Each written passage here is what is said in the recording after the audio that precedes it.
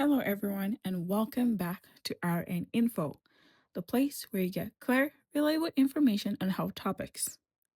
Today, we're talking about asthma.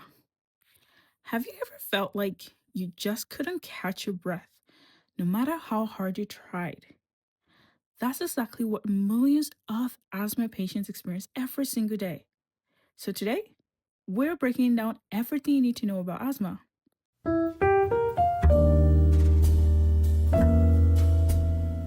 We're going to cover the basics, how it actually works through the pathophysiology, the symptoms and complications, and the monitoring and management of asthma. And as usual, we have questions at the end, so stay tuned to see how much you've retained. So, what is asthma? Asthma is a chronic inflammatory disease of the airways that lead to airway hyperresponsiveness, edema, and mucus production. It is one of the most common chronic diseases in childhood, but it can be diagnosed at any age. Patients may experience symptom free periods, but they can also experience acute exacerbations that can last anywhere from minutes to hours or even days. Now, some of the factors that can trigger asthma include allergy, which is actually the strongest predisposing factor. Other triggers include exposure to airway irritants such as grass, tree pollen, mold, animal dander. Physical and emotional stress, including excessive exercise, can also trigger an episode, and so can certain medications. Now, let's dive into the pathophysiology. What actually happens in the airways during an asthma attack? When an allergen enters the body, and an allergen is usually a harmless substance that triggers an overreaction in the immune system. Specific cells called mast cells become activated and release chemicals known as mediators. These mediators start an inflammatory process that increases blood flow to the airways, causes fluid to leak from the blood vessels, leading to swelling or edema, and results in a narrowing of the airways. Now, let's look at the symptoms. Because asthma affects the airways, most of its symptoms are respiratory in nature. These include cough, which may or may not produce mucus, dyspnea or difficulty breathing, and wheezing. That characteristic breath sound heard when air is trying to pass through a narrowed airway. Wheezing is typically heard on expiration first and then on inspiration as the condition worsens.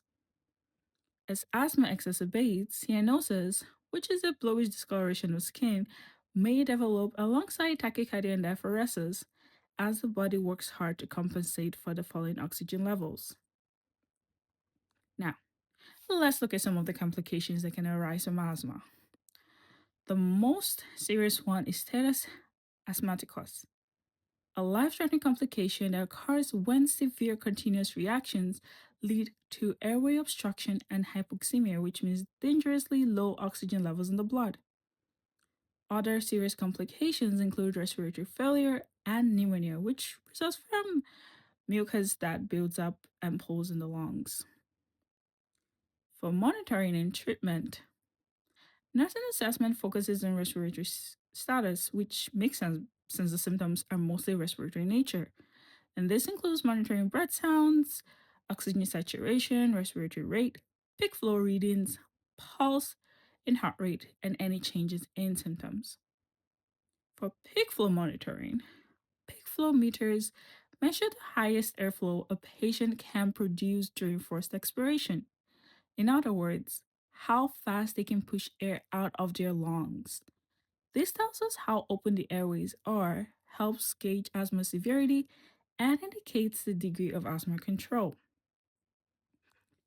Peak flow uses a traffic light system to track lung function and guide treatment decisions. Green means asthma is well controlled with a reading of 80 to 100% of the patient's personal best. Yellow means asthma is getting worse, which is a reading between 50 and 80% of personal best. And red means the situation is severe, less than 50% of personal best, and this is an emergency. Personal best just refers to the highest peak flow reading obtained over a 2 week period when asthma is well controlled, meaning no symptoms.